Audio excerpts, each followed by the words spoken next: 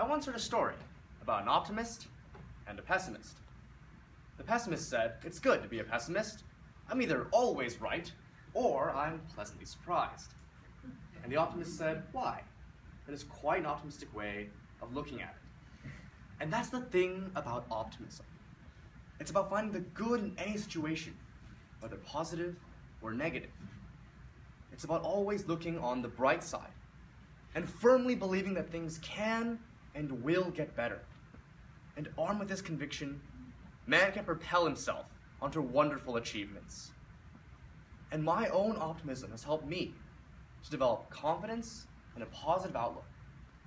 And I think this applies especially to public speaking. For example, right now I'm delivering a speech to all of you about optimism. If I were a pessimist, I might choose to view each and every one of you as a strictly stringent, scrutinizing group of people who is meticulously analyzing my every word and gesture like a room full of hungry hunting cats, eyeing defenseless prey. But the likelihood is that you are rather people who have come here today to listen to the competitors speak and to cheer on friends and family. This is the optimist's point of view, and the one that is more likely. And viewed in that light, you all aren't so scary anymore, are you? But the fact of the matter is that public speaking is very intimidating for many in the United States. In fact, it ranks as the #1 fear in our nation, with death being #2. Still, when I use my optimism, I find that I'm able to dispel these fears and find my inner voice. But how will my optimism help me in the future? Well, to figure that out, I think it's best to look at my past.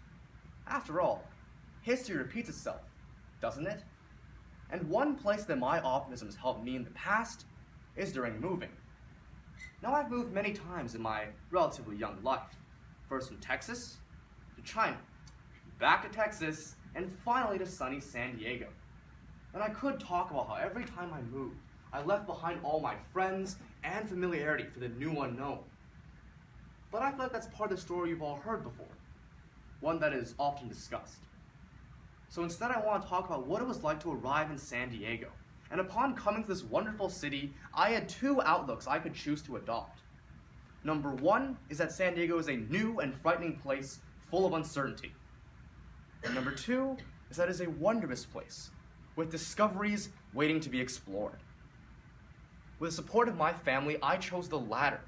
And after 5 years of being a San Diegan, I can't imagine a day life elsewhere.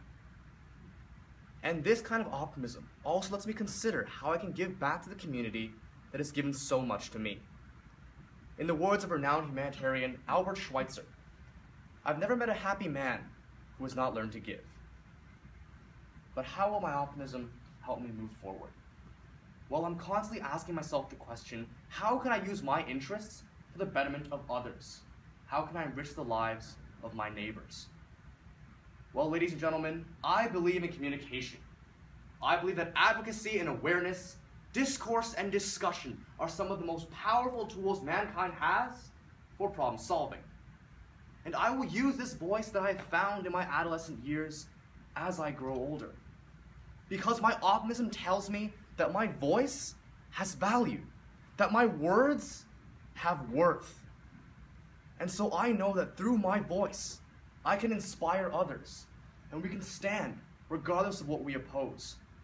For my optimism stands beside me, and so I know that no just cause will go unchampioned so long as I raise my voice in its support. Thank you.